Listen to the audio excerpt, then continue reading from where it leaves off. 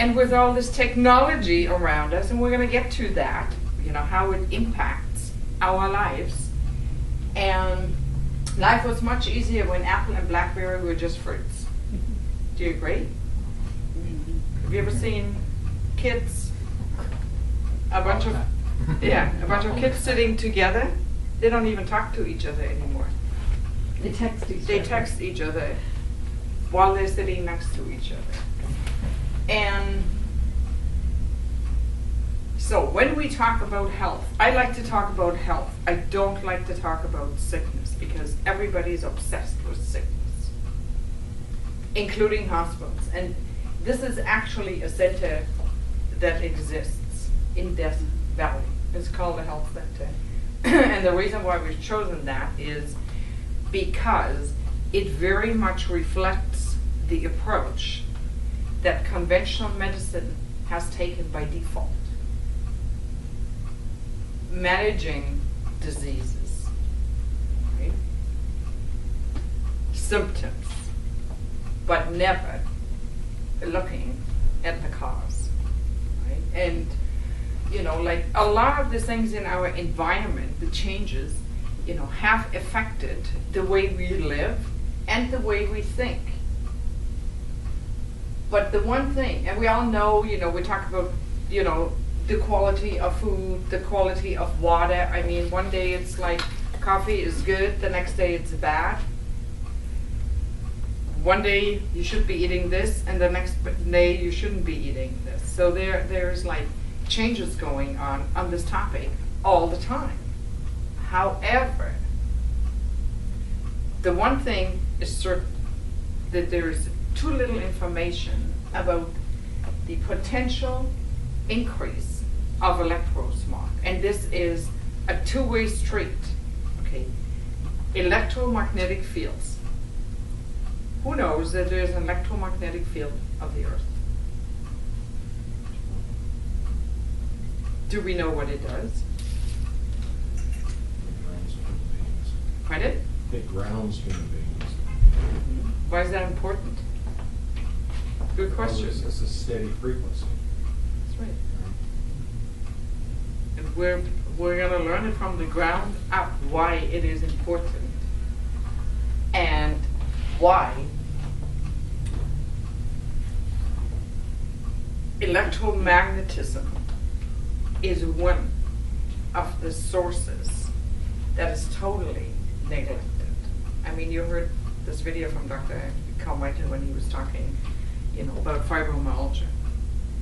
So, for instance, fibromyalgia. Do you know what it is? We don't want to know. Conventionally, what is fibromyalgia? It's a group of vague symptoms. Characterized by pain everywhere. Right. Is there any cure? No. Conventional? Only for the symptoms. Temporarily, right? And yet, fibromyalgia in Asian countries is called something very different. It's called magnetic field deficiency syndrome. What does that mean? It simply means that people who have insufficient exposure to the natural electromagnetic field of the Earth develop magnetic field deficiency syndrome, which is characterized by pain all over and no cure. But yet, when these people are being exposed again to a natural electromagnetic field of the Earth that is not being interfered with, their pain goes away. And why do we not know that? Why doesn't everybody make this information available to us? I mean, we've been asked many times, why have I not heard about an IMS? Why does my doctor not know about an IMS? Why?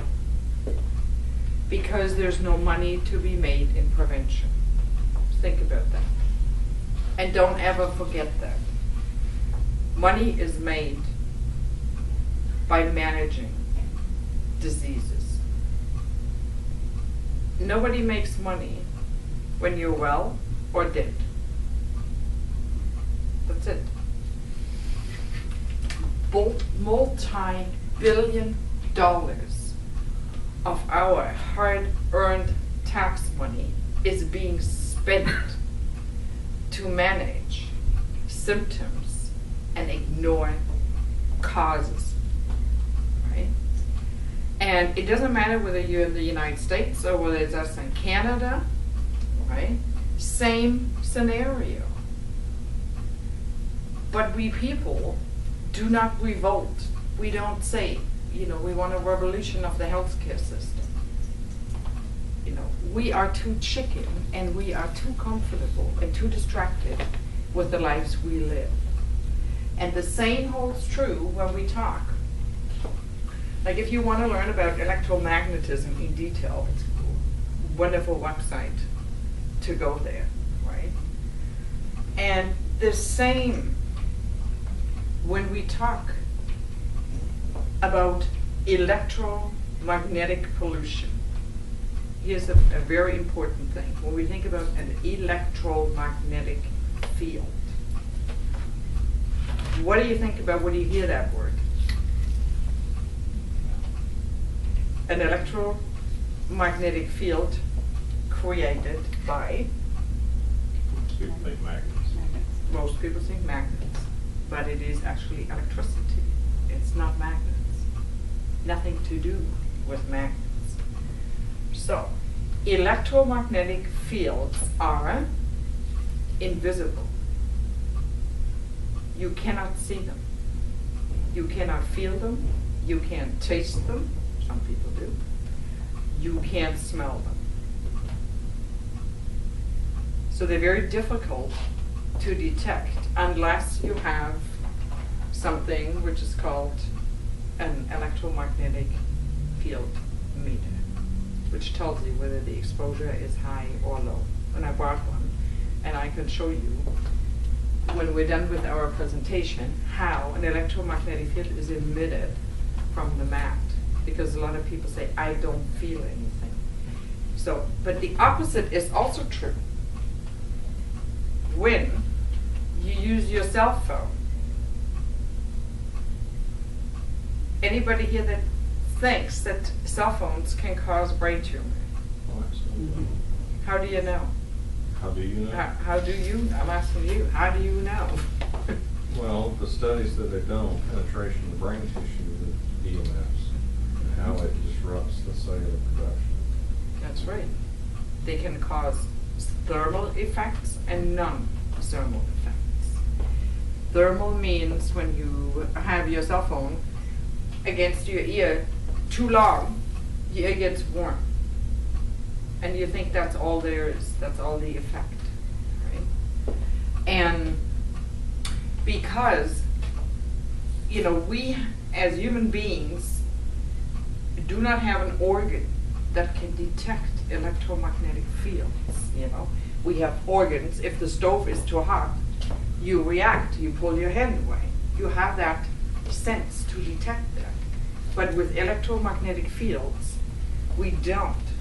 Because what happened to us in the last 130 or 150 years, something amazing happened. It's the fastest that technology has ever happened in the history of time. And it's such a short period of time in the development of the entire Earth. So the invention of electricity actually messed it all up. Because as soon as we were via electricity exposed to frequencies that are outside of the natural biological window of human cell frequencies, that's when trouble began. That is when all the civilization illnesses started. Yes, we can go back and we can say on this slide, we have also suffered decrease in quality of food, quality of water, but the increase of electrosmog is conveniently ignored because it can't be observed, because you can't feel it. and you can't taste it. If every time you had your cell phone, somebody would poke you like with a needle, and it would actually hurt, how long would it take you until you would stop? But there's too much money invested in the cell phone industry. It's not gonna go away. I can assure you that, and I think deep down you know it too. And also, the convenience. We all think we have to have a cell phone. We have to have this, we have to have that.